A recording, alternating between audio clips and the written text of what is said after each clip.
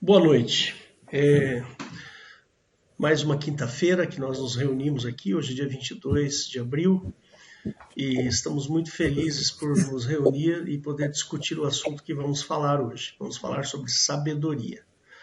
Então, se prepare, porque o assunto é muito bacana. Você que nos encontrou aqui pela primeira vez, queria dizer para você que nós somos uma igreja evangélica. Por enquanto, nós estamos só nos reunindo remotamente em função da pandemia. Mas se você procurar lá no www.igrejadeinterlagos.com.br, você vai encontrar os nossos horários e os nossos cultos. E você é convidado a participar. Siga-nos também nas nossas redes sociais. Temos o Instagram, temos o Facebook e temos um canal também no YouTube. Vai lá e se inscreva no nosso canal. Eu queria começar esse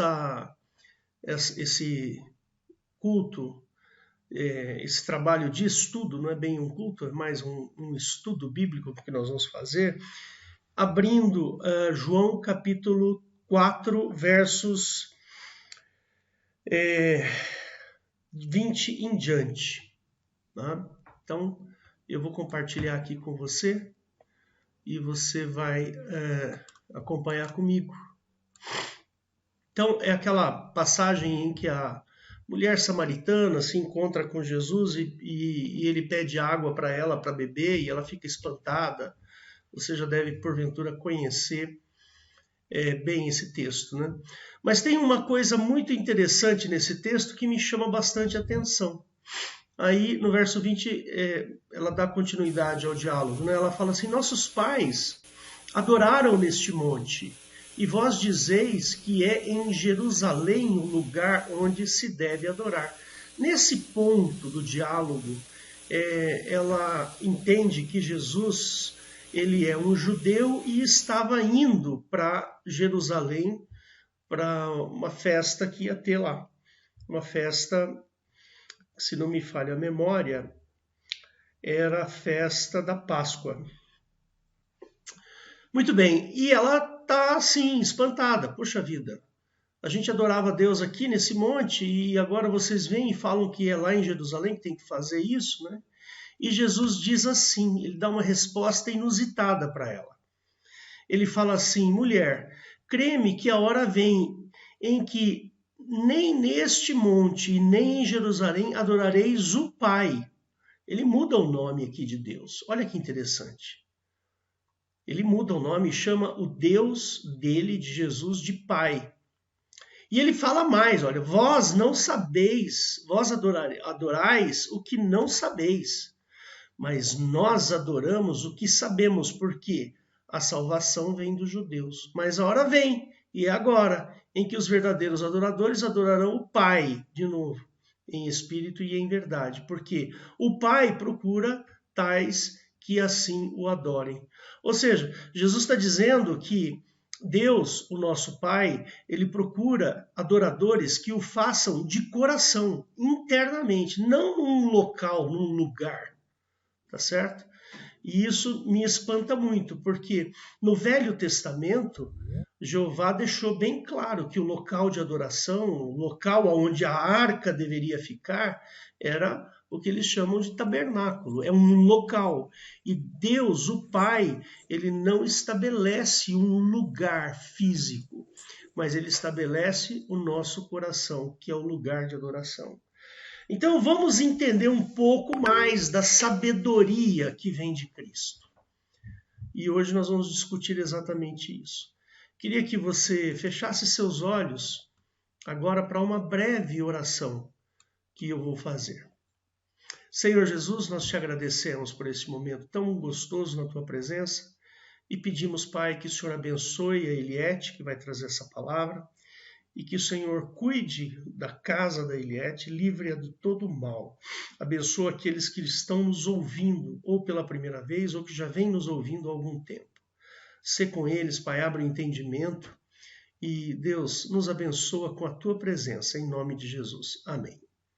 Então é isso, meus queridos.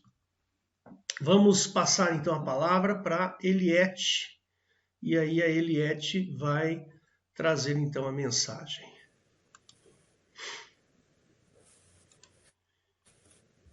Amém. Amém, irmãos. Bom, hoje nós vamos falar alguma coisa sobre sabedoria. Porque tem muito folclore nesse assunto, eu acho. E muito um ensinamento que eu considero um ensinamento exagerado, em termos de ser até enganoso. Ensinamentos que os homens falam e não da Bíblia, que nós já dissemos que a Bíblia, cremos na Bíblia de Gênesis a Apocalipse. Bom, então vamos falar, para falar de sabedoria, nós temos que falar do homem mais sábio do mundo. Talvez eu repita alguns conceitos que já foram falados, mas para a gente fechar o raciocínio, a gente tem que tocar no assunto de Salomão. Porque o Salomão, ele é muito festejado, muito endeusado em muitas igrejas, tendo até o nome de um templo muito famoso aqui em São Paulo. E a gente gostaria de jogar uma luz nessa história, para saber se realmente essa situação procede, né? Dessa sabedoria atribuída a Salomão. Da onde vem essa sabedoria? O que ele fez com essa sabedoria? Bom, então vamos passear um pouco sobre a história de Salomão, né? Salomão, ele era muito humilde. Ele foi muito humilde perante Jeová. Porque ele chegou para Jeová e falou, olha, eu sou como um menino. Isso está em 1 Reis 3, 7, tá? Só para os irmãos acompanharem, que fala justamente isso. Ele recebeu o reino, né? E talvez muito inexperiente ou muito jovem. E em 1 Reis 3, de 7 a 13... fala assim, eu não sei se o pastor vai colocar, mas seria interessante. Então, 1 Reis 7, 1 Reis 3, 1 Reis 3, 7. Isso. Agora, pois, ó Senhor meu Deus, tu fizestes reinar a teu servo em lugar de Davi, meu pai, e sou apenas um menino pequeno, não sei como sair nem como entrar, e o teu servo está no meio do teu povo que elegeste, povo grande, que nem se pode contar nem numerar pela sua multidão. A teu servo, pois, dá um coração entendido para julgar a teu povo, para que prudentemente discirna entre o bem e o mal, porque quem poderia julgar a este tão grande povo? Então, irmãos, a gente vê que Salomão, ele pediu uma sabedoria para julgar o povo, porque na época dos juízes da Bíblia, né, que tivemos alguns juízes, a função principal deles era o julgamento, certo?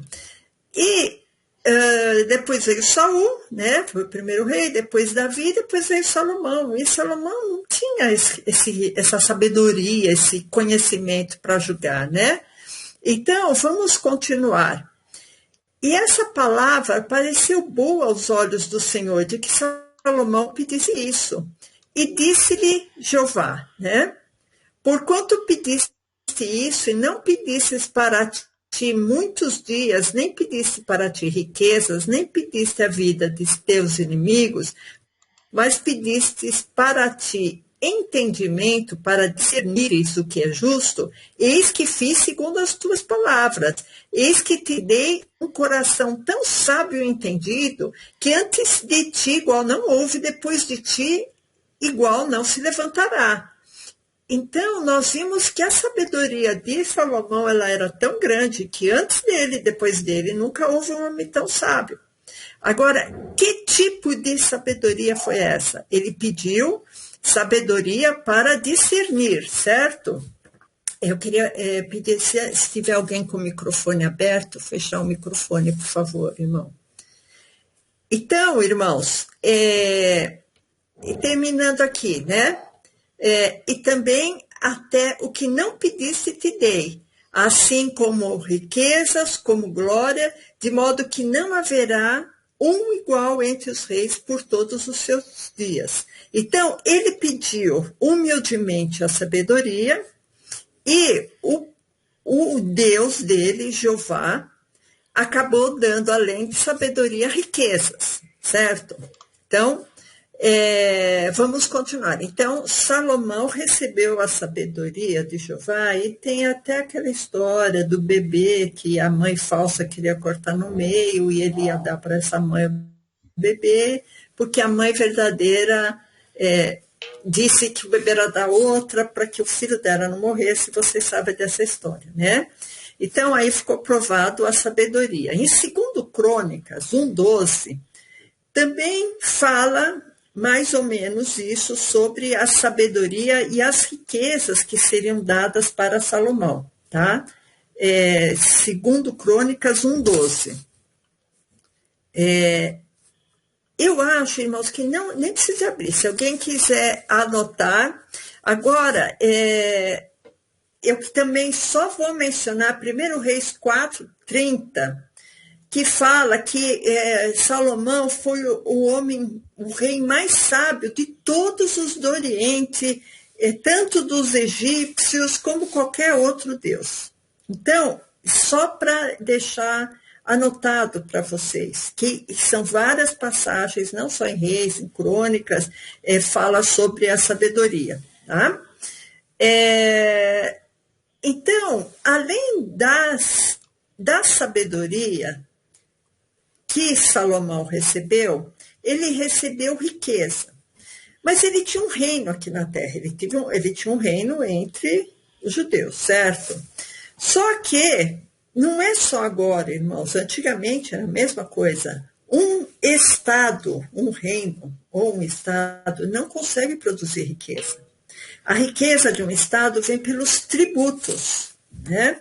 Então, pelos impostos, pelos tributos. Então, Salomão, com essa sabedoria dele, ele também recebeu um discernimento para ele ser um bom cobrador de impostos, né? Então, o povo ele era muito oprimido. Então, agora eu queria que abrissem em 1 Reis 10:14, aí eu achava interessante a gente ler.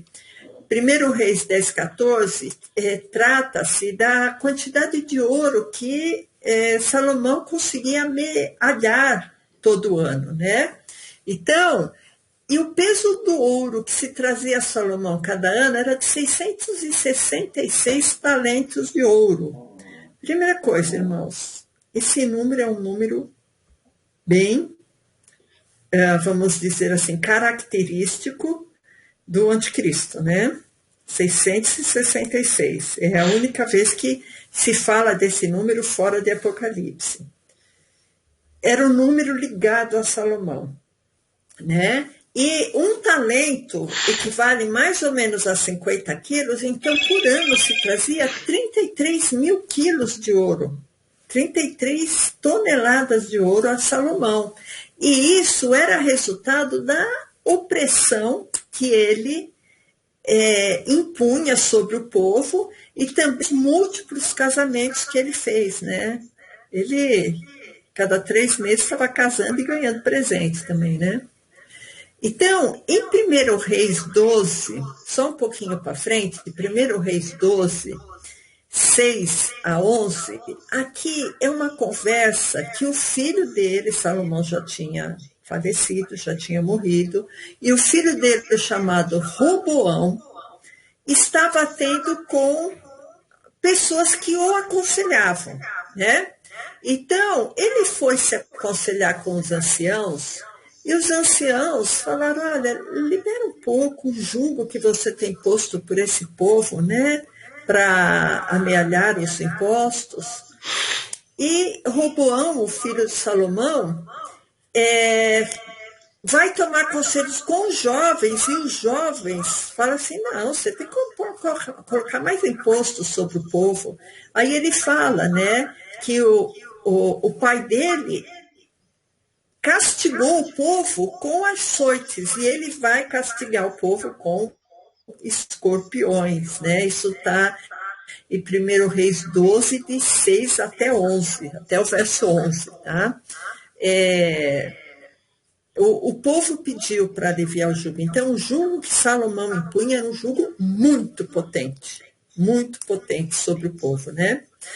Então, a sabedoria que Jeová deu para Salomão foi uma sabedoria para julgar, para ele ser um bom juiz, vamos dizer assim.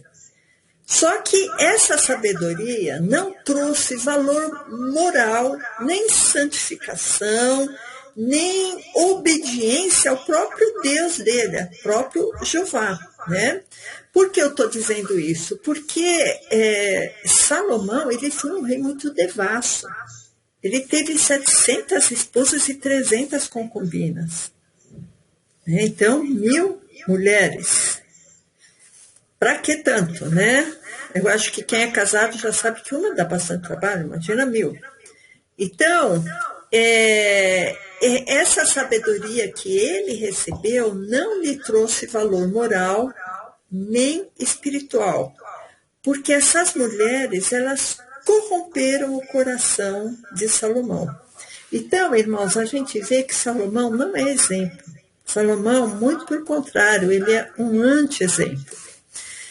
E, inclusive, ao invés de Salomão, com a sabedoria dele, levar as esposas a crerem e servirem a Jeová, o Deus dele, certo? O seu Deus, ele começou a servir os demônios que as mulheres adoravam.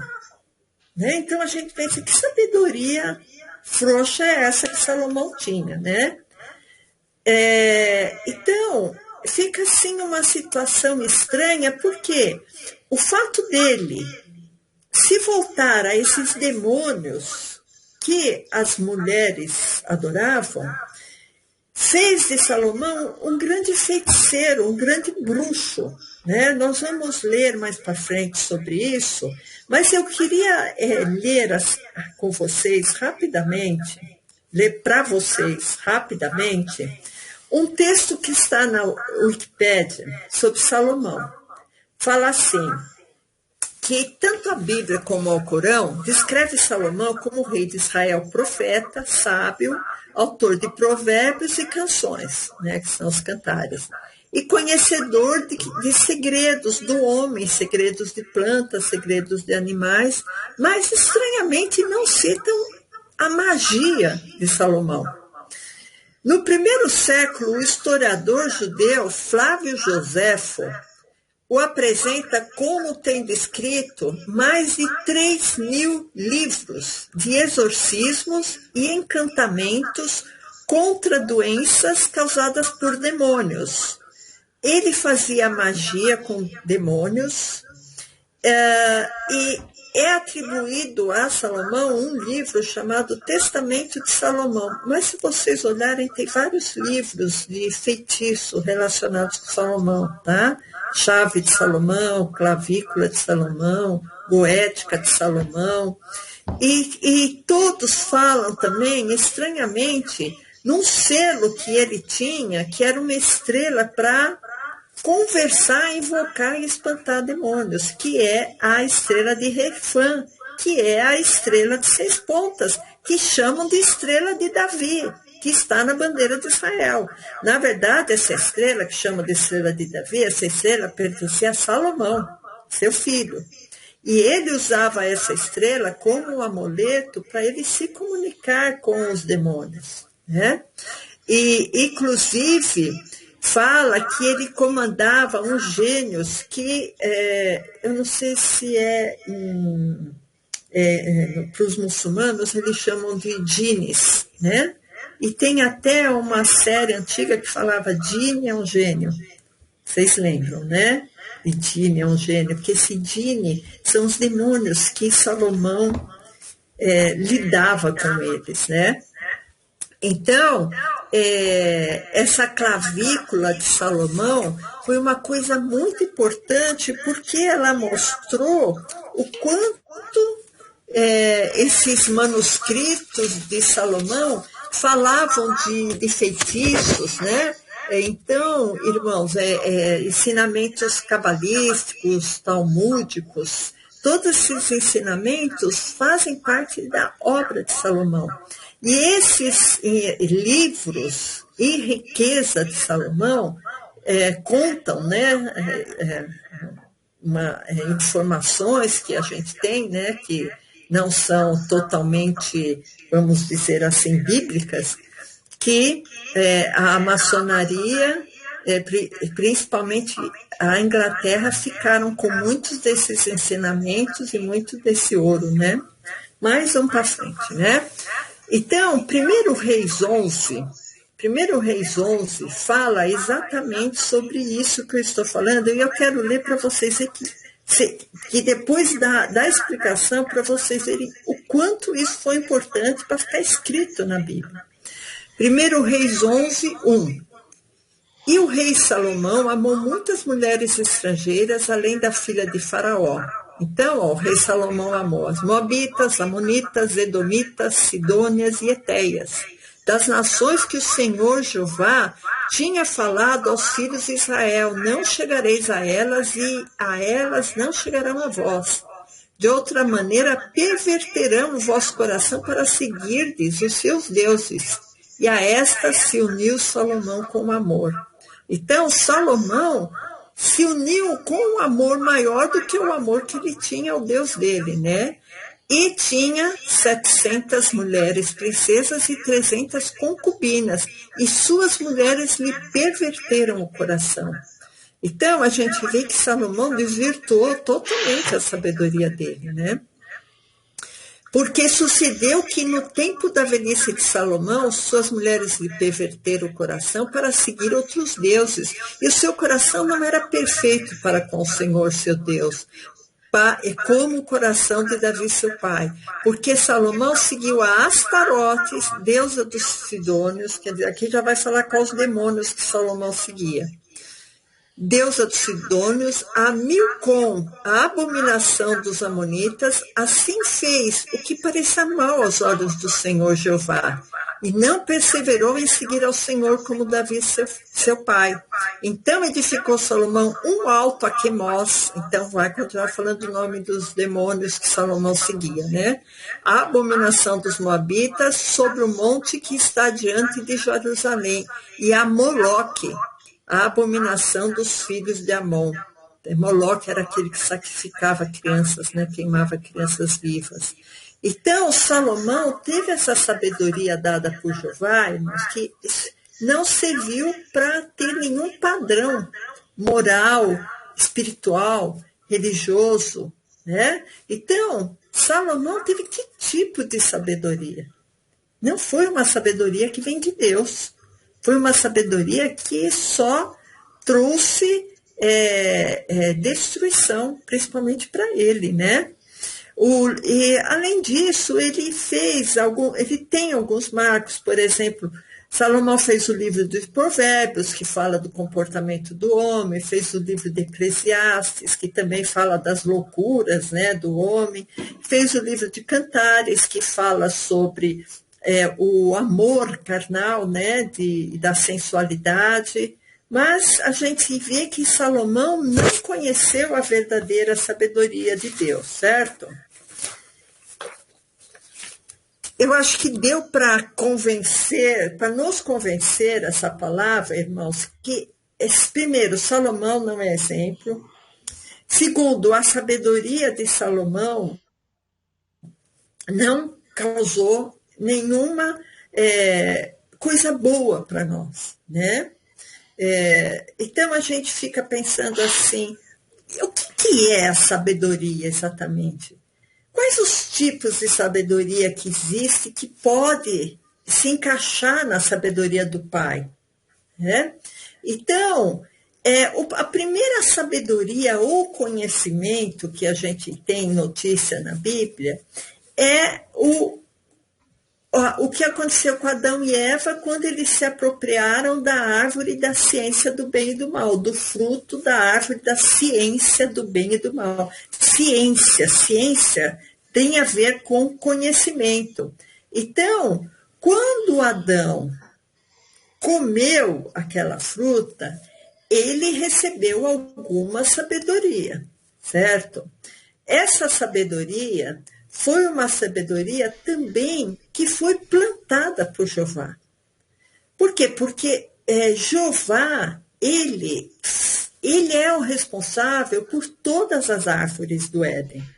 Né? Então, essa árvore do conhecimento do bem e do mal estava do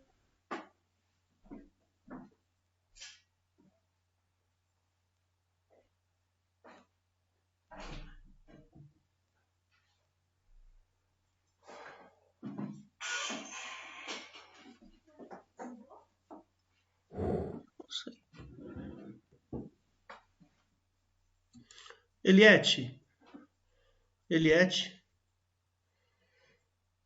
acho que travou a sua internet.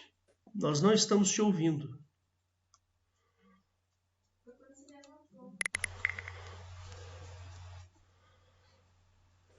Não, é o microfone, pai. Agora voltou. Desculpa, irmãos. Eu acho que foi a hora que eu fui virar a folha, que sem querer cortou o microfone. Vocês ouviram eu terminar de falar de Salomão, certo? Do livro de Provérbios, de Cantares, essa parte vocês ouviram? Sim. Ouvimos. Então vocês não perderam muito. Foi a hora que eu virei a folha mesmo, desculpa. Então, quais os tipos de sabedoria que existem?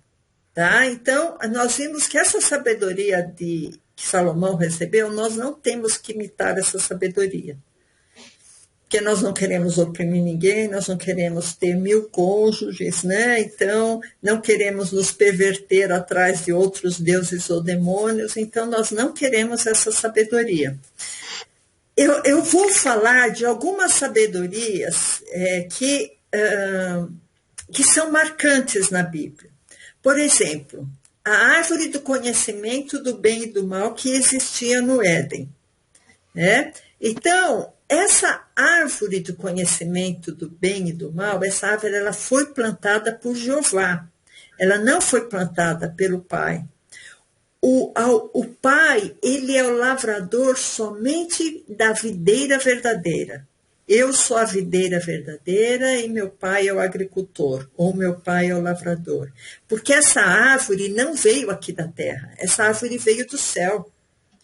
O pai não pode plantar árvore aqui na terra, porque o pai não faz coisas concretas, palpáveis. O pai está no plano espiritual, certo? Então, tanto a árvore da vida, que existia no Éden, como a árvore do conhecimento do bem e do mal, foram árvores plantadas por Jeová. Adão se apropriou do fruto da árvore da árvore do conhecimento do bem e do mal, desobedecendo a ordem de Jeová, e com ele assimilando esse fruto, ele ficou com a natureza de Jeová também. Porque quando acontece isso, Jeová fala, ele é como um de nós, porque Jeová estava conversando com os Elohims, com os anjos que o serviam e que o seguiam e que o acompanhavam, né?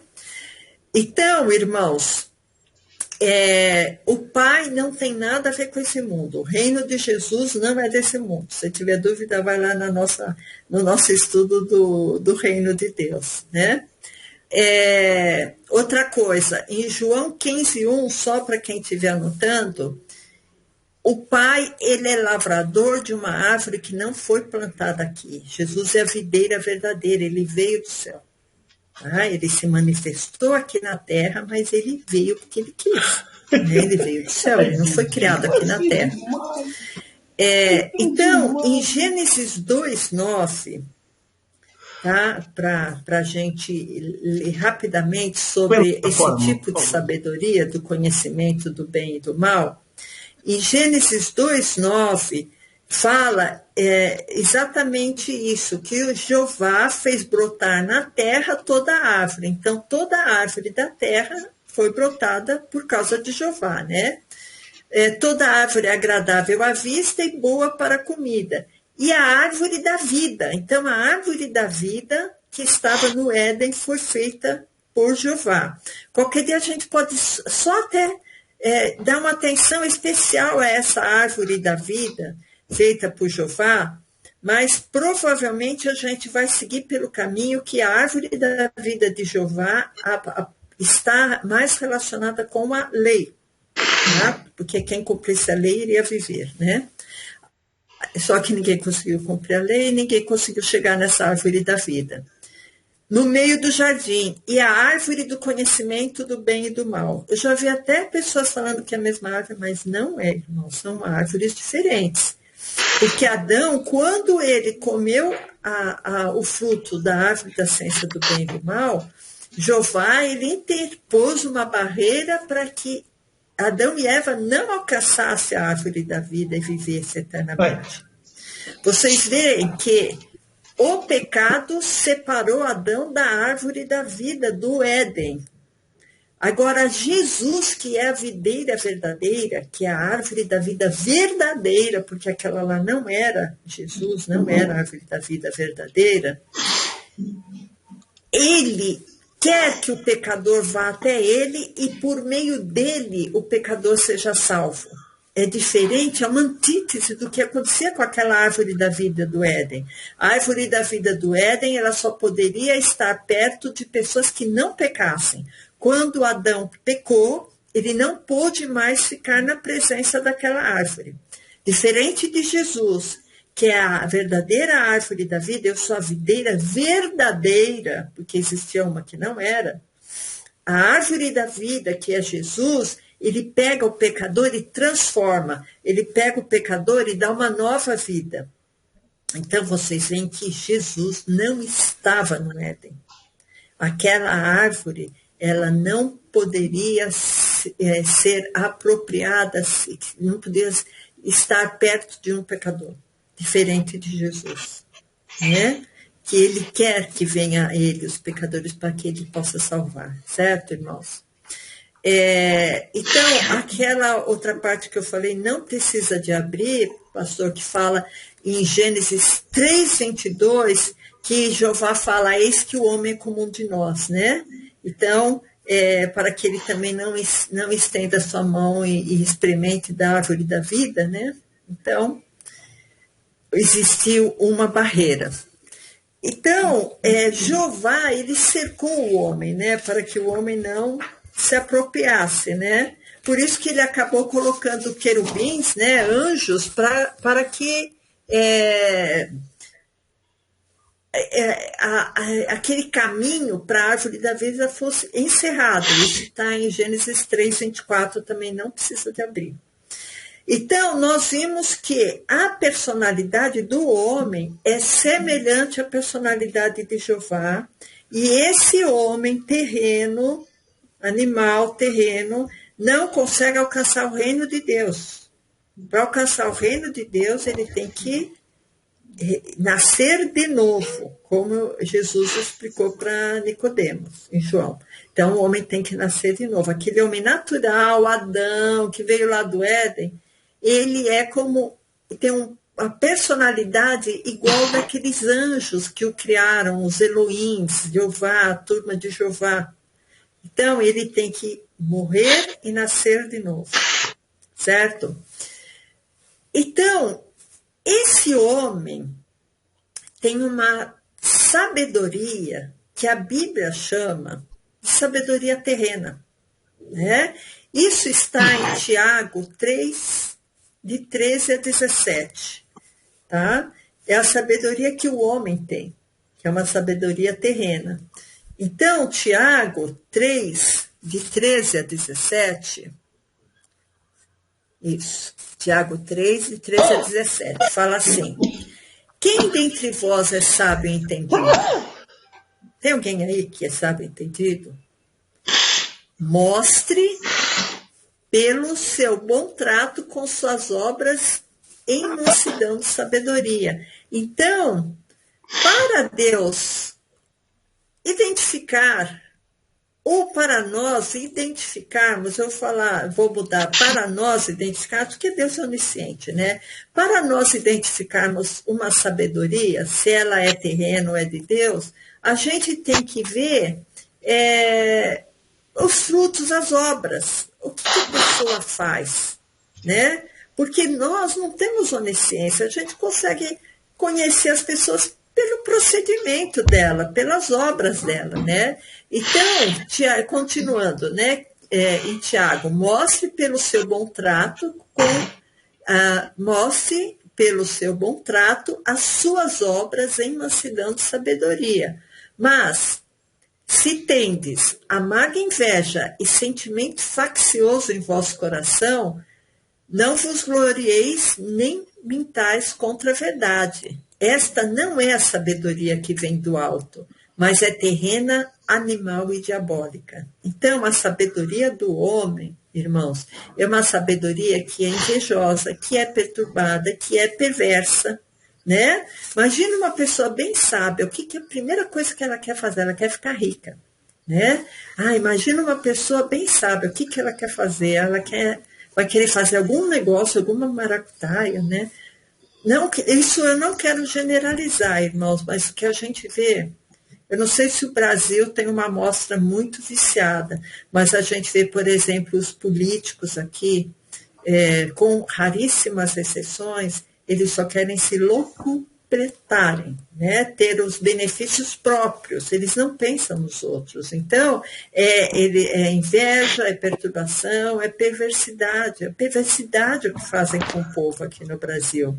Mas é esses homens sábios que a gente tem, por isso que a gente tem que orar por eles, né? Para que o Senhor possa ter misericórdia de nós que estamos na mão de pessoas tão perversas, irmãos. Vamos continuar. Mas essa não é a sabedoria que vem do alto, mas é terrena, animal e diabólica, porque onde há inveja, espírito faccioso, aí há perturbação e toda obra perversa, mas a sabedoria que vem do alto é, primeiramente, pura, depois pacífica, moderada, tratável, cheia de misericórdia e de bons frutos, sem parcialidade e sem hipocrisia. Então, isso é sabedoria, irmãos. Essa é a definição da sabedoria que vem do alto. Sem hipocrisia, pura, sem parcialidade, com os bons frutos. Esta é a definição da sabedoria que vem do alto. Vocês já viram a sabedoria de Salomão? A gente já viu a sabedoria lá da árvore da ciência do bem e do mal, que tem um desdobramento nessa sabedoria terrena. Eu queria só dar uma pincelada, irmãos, na sabedoria, que a gente fala muitas vezes, que é a sabedoria que vem pela experiência da idade, né? Puxa, aquela pessoa, ela é tão sábia, ela tem tanta experiência de vida, né? Por quê? Porque a sabedoria, ela vem do conhecimento, e o conhecimento vem da informação. A informação são dados captados pelos nossos sentidos, visão, audição, pela nossa mente, são informações captadas pela nossa mente por um livro, por um professor, por uma palestra. Essas são informações. Quando eu começo a processar essas informações, a analisar, a compreender essas informações, elas viram conhecimento. Aí eu tenho conhecimento. Então, o primeiro degrau é a informação, eu vou captar. Aí quando eu processar, compreender, analisar, vai virar conhecimento.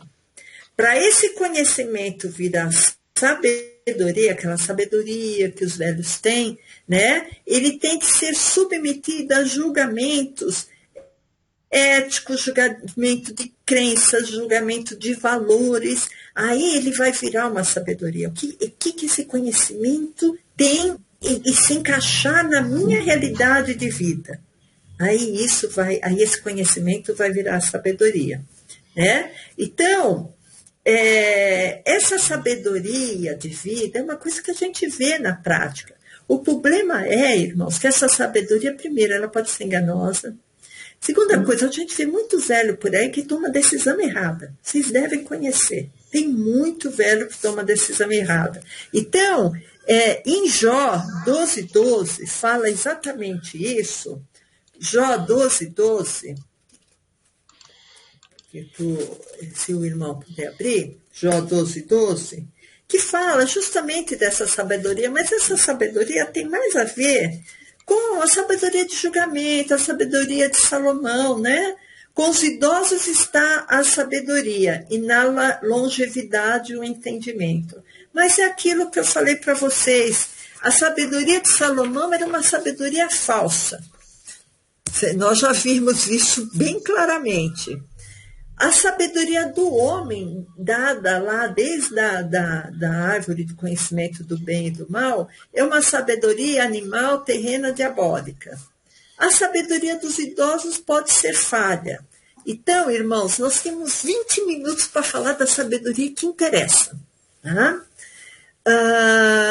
A sabedoria, logicamente, nós vamos falar de conhecer a Cristo, mas não é só conhecer a Cristo, irmãos. Então, isso que a gente vai analisar, tá? Porque conhecer a Cristo, a pessoa pensa, não, eu me converti, então eu já me tornei uma pessoa sábia? Não. Isso que a gente vai conversar aqui hoje, tá? Existe no cristianismo uma sabedoria que o mundo não consegue alcançar, certo? Já começa daí, tá? Então, para o mundo conhecer, para o homem do mundo conhecer exatamente a sabedoria de Cristo, ele tem que se envolver em mistérios, porque na nossa religião há mistérios que a pessoa comum não consegue entender. Efésios 6:19, olha, irmãos, o apóstolo que mais entendeu sobre esses mistérios relacionados com a sabedoria foi o apóstolo Paulo, né? Então, aqui ele está falando em Efésios 6, porque mais para cima, Efésios 6 fala do capacete, da salvação, da sandália. Mas aqui, só para entender, olha, suplicando pelos santos que vem lá de cima, tá? Súplica pelos santos e por mim. Então, ele está falando, ore pelos santos e ore por mim, para que me seja dada no abrir da minha boca a palavra com confiança para fazer notório o mistério do evangelho. Então, Paulo está falando, olha, vocês orem por mim para que na minha boca possa sair um mistério. Aí a pessoa fala, mas que mistério é esse? Né? Então, isso aí que a gente vai ver hoje. Se Deus quiser, vamos correr e vai dar tempo. Então, em Mateus 13, 10 e 11, eu não vou ler, irmãos, mas é aquela pergunta que é feita para Jesus, né? Por que o Senhor fala por parábolas, né? Então, Jesus responde assim, porque a vós é dado conhecer os mistérios do reino de Deus. Então, aí já começa, né? Jesus ele podia falar mais claramente, mas Jesus fala por parábolas, porque atrás da parábola existem mistérios, né?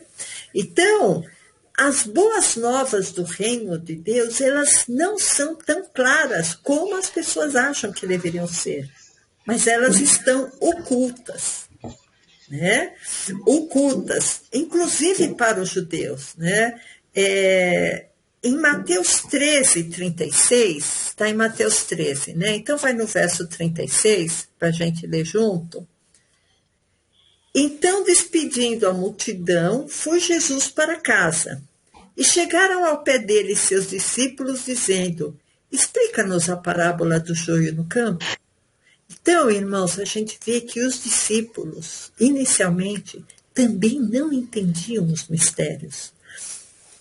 Todos os discípulos não entendiam os mistérios que Jesus veio trazer. Eles começaram a entender os mistérios depois do Espírito Santo. Tá? Mesmo eles vendo e convivendo com Jesus,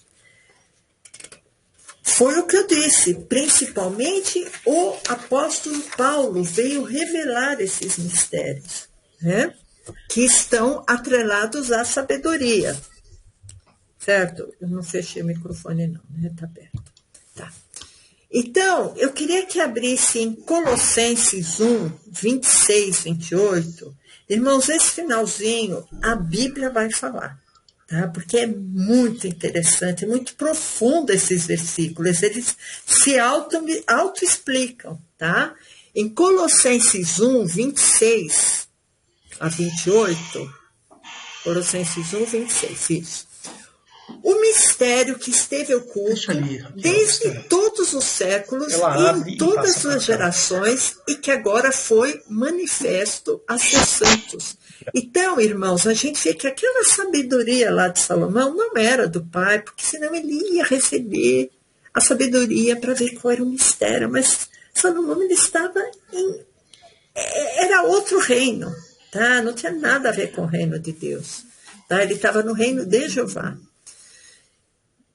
Aos quais Deus quis fazer conhecer quais são as riquezas da glória deste mistério entre os gentios.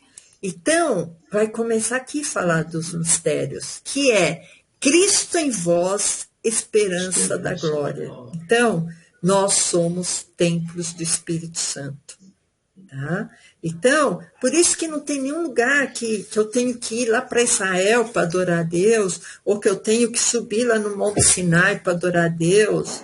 Não, irmãos, a gente se reúne como igreja porque isso é mandamento, isso é certo. Isso Paulo falou, os apóstolos falaram, e é importante nós agregarmos para que o Espírito Santo possa se manifestar, para que nós possamos ajudar uns aos outros, para que nós possamos aprender uns dos outros, mas nós somos o templo. Deus ele não está morando num templo de pedra.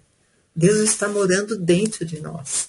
Cristo em vós, esperança da glória, a quem anunciamos admoestando a todo homem, ensinando a todo homem em toda sabedoria, para que apresentemos todo homem perfeito em Jesus. Então, irmãos, você vê o quanto é importante conhecermos a Jesus. E não só, eu me converti, então está tudo certo. Não é, irmãos. A gente tem que fazer uma caminhada para ter esse conhecimento. Então, o apóstolo Paulo revelou a riqueza e a plenitude para o conhecimento que envolve um mistério, que a gente vai falar ainda desse mistério, tá? O próprio apóstolo Paulo, ele esclareceu em muitas passagens, em Gálatas, em Efésios, Filipenses, em muitas passagens, a inutilidade da lei de Jeová, a ineficácia do velho concerto e as diferenças exuberantes entre o Pai e Jeová. Esse é o verdadeiro mistério que Paulo veio trazer. Essas diferenças de concerto, diferenças de lei, diferenças de novo homem, velho homem, isso, irmãos, é mais do que uma prova que o Deus do Velho Testamento, que trouxe aquelas velho concerto, velha lei, não tem nada a ver com o Pai. Esse é o verdadeiro mistério que não tinha sido revelado antes de Jesus, no Velho Concerto, não tinha sido revelado. Então, essa revelação do Pai que Jesus trouxe, Jesus falou, eu vim revelar o Pai, ele veio revelar um Deus verdadeiro, Pai, Filho e Espírito Santo, em contraponto a esse Deus angelical, com essas hostes angelicais que governam esse mundo confuso. Esse Deus que governa esse mundo confuso é Jeová. O Pai está na luz inacessível. E a única ligação que nós temos com o Pai é através de Jesus Cristo. E quando ele subiu aos céus, ele deixou como Consolador, como santificador o Espírito Santo, para ajudar em nós em todas as coisas. Voltando em Colossenses, agora Colossenses 2, de 1 a 4, é muito importante também, irmãos, a gente entendermos o que Paulo quis dizer aqui. Colossenses 2, de 1 a 4, isso. Porque quero que saibais quão grande combate tenho por vós e pelos que estão em Laodiceia, e por quantos não viram o meu rosto em carne, para que os seus corações sejam consolados e estejam unidos em amor. Olha como é importante, irmãos da igreja. E enriquecidos da plenitude da inteligência, então entra aqui o culto racional, para conhecimento do mistério de Deus e Pai de Cristo. Então, temos que usar o nosso culto racional para entendermos o mistério também. Em quem estão escondidos todos os tesouros da sabedoria e da ciência. Então, em Cristo, irmãos, estão escondidos os tesouros. E digo isso para que ninguém vos engane com palavras persuasivas. Daí, irmãos, o nosso entendimento em saber o quanto o mundo se incomoda e persegue os cristãos. Porque o mundo sabe que em nós há um tesouro de plenitude, de sabedoria, de conhecimento dos mistérios, que o mundo não pode alcançar. Então, o diabo, ele deve ficar mesmo furioso. Por quê? Quando a pessoa começa a entender a sabedoria que há em Cristo, os mistérios que há em Cristo, o reino dele vai sendo saqueado. O reino de Jeová, o reino do inferno, o reino daqui da terra vai sendo saqueado e pessoas vão sendo colocadas no reino dos céus. Em 1 Coríntios, capítulo 1, verso 18, fala justamente isso, que o mundo não pode alcançar essa sabedoria, irmãos. Essa sabedoria é uma riqueza enorme que nós temos que agradecer a Deus por Ele ter colocado à nossa disposição essa sabedoria, esse conhecimento. 1 Coríntios 1, 18, fala assim: porque a palavra da cruz é loucura para os que perecem, mas para nós que somos salvos é poder de Deus. Porque está escrito: destruirei a sabedoria dos sábios. Porque os sábios, irmãos, se a pessoa é sábia mesmo, ela vai saber que ela é limitada, que ela necessita de uma força superior. E aniquilarei a inteligência dos inteligentes. Onde está, ó sábio? Onde está o escriba? Onde está o inquiridor desse século? Porventura não tornou Deus louca a sabedoria deste mundo? Visto como, na sabedoria de Deus, o mundo não conhece a Deus pela sua sabedoria. Tá? Deixa eu repetir. Visto como, na sabedoria de Deus, o mundo não conheceu a Deus pela sua sabedoria. O mundo não conhece a Deus pela sua sabedoria. A pessoa só conhece a Deus através da sabedoria de Cristo, que está em Cristo. Aprove a Deus salvar os crentes pela loucura da pregação. Porque a pregação, porque o cristianismo, irmãos, é loucura. Vocês veem esses comunistas, essas pessoas que perseguem a igreja, eles não veem o mínimo valor ou a mínima coerência da pessoa querer ir na igreja, da pessoa querer servir a Deus. Eles dizem, não, isso aí é fanatismo, esse pessoal é burro, esse pessoal é alienado. Porque para eles é loucura o que a gente faz. Porque os judeus pedem sinal e os gregos buscam sabedoria, mas nós pregamos a Cristo crucificado, que é escândalo para os judeus e loucura para os gregos. A gente está provando isso, irmãos, na pele. O quanto Cristo ou o cristianismo é loucura. para quem se perde. Então, continuando aqui, só para terminar, mas nós pregamos a Cristo crucificado, que é escândalo para os judeus e loucura para os gregos.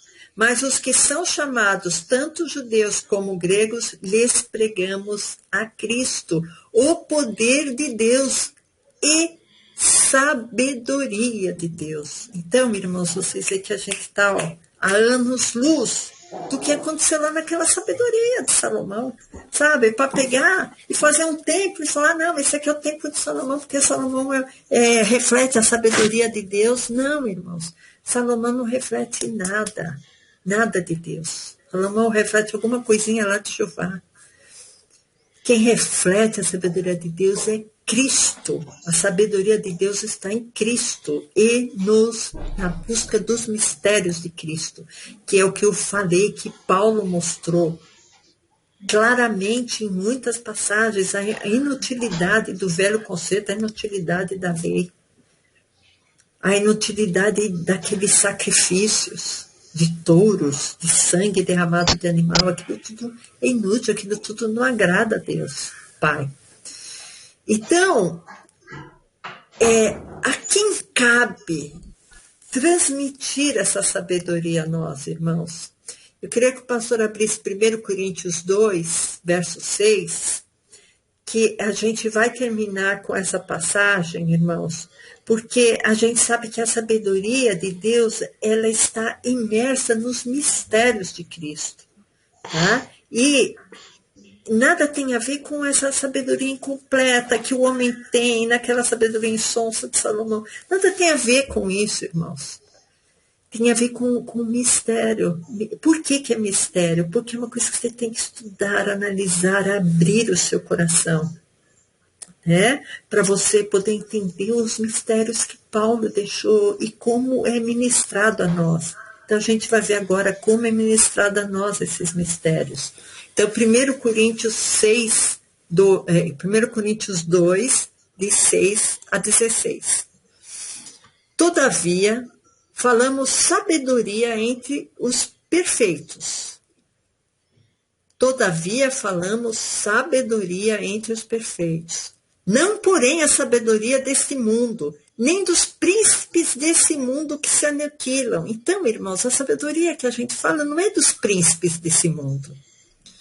Mas falamos a sabedoria de Deus oculta em mistério, a qual Deus ordenou antes dos séculos para a nossa glória, a qual nenhum dos príncipes desse mundo conheceu, porque se a conhecessem, nunca crucificariam a Jesus Cristo, o Senhor da glória.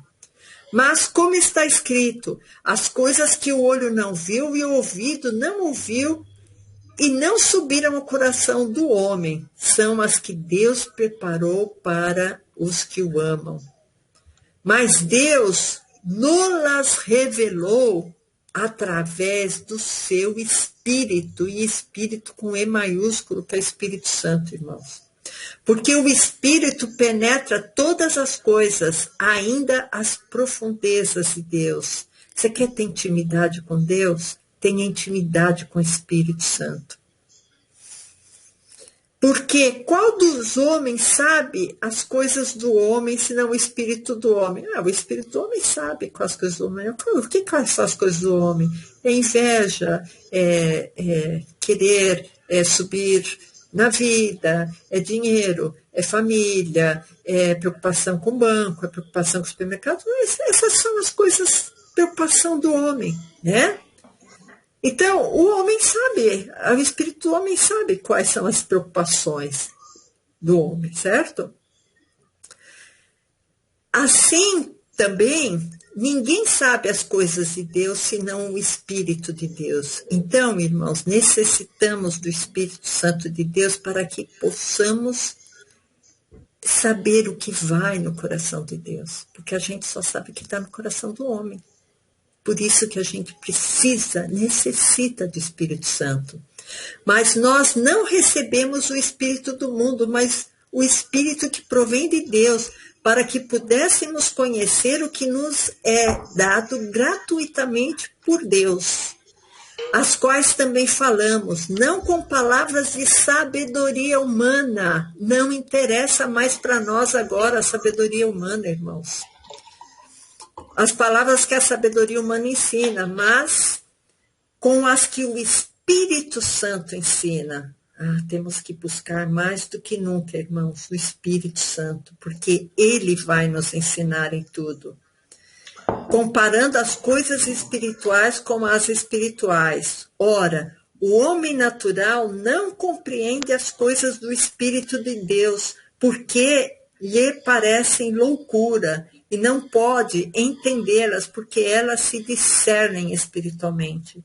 Então, irmãos, a palavra de Deus, ela não é entendida pelo homem comum. Ela até parece loucura. Mas o que é espiritual discerne bem tudo, e ele de ninguém é discernido. Porque quem conheceu a mente do Senhor para que possa instruí-lo? Mas nós temos a mente de Cristo. Irmãos, nós só temos a mente de Cristo porque nós temos o Espírito Santo para nos ensinar, para nos colocar em conformidade com a vontade de Deus. Então, irmãos, já passou um minutinho, mas eu quero fazer uma oração bem rápida com os irmãos, e os irmãos já sabem onde está a sabedoria. Amém? Queria que os irmãos fechassem os olhos. Senhor Deus, nós te glorificamos, nós te bendizemos, Senhor, pelo teu Espírito Santo, Pai. Mais uma vez, Senhor, pelo teu Espírito Santo. Senhor, dispensa-nos, Senhor, a tua graça, a tua misericórdia, Senhor, e ensina-nos, Senhor, conforme a tua vontade, Senhor. Estamos abertos aqui diante de ti, Senhor, para que tu possas fazer em nossa vida conforme tua vontade, Senhor. E, Senhor, desperta as igrejas, Pai, para que elas possam, Senhor Deus, conhecer os teus mistérios, para que elas possam, Senhor Deus, se apropriar da sabedoria que há em Cristo Jesus. Eu oro ao Pai em teu nome, Jesus. Amém.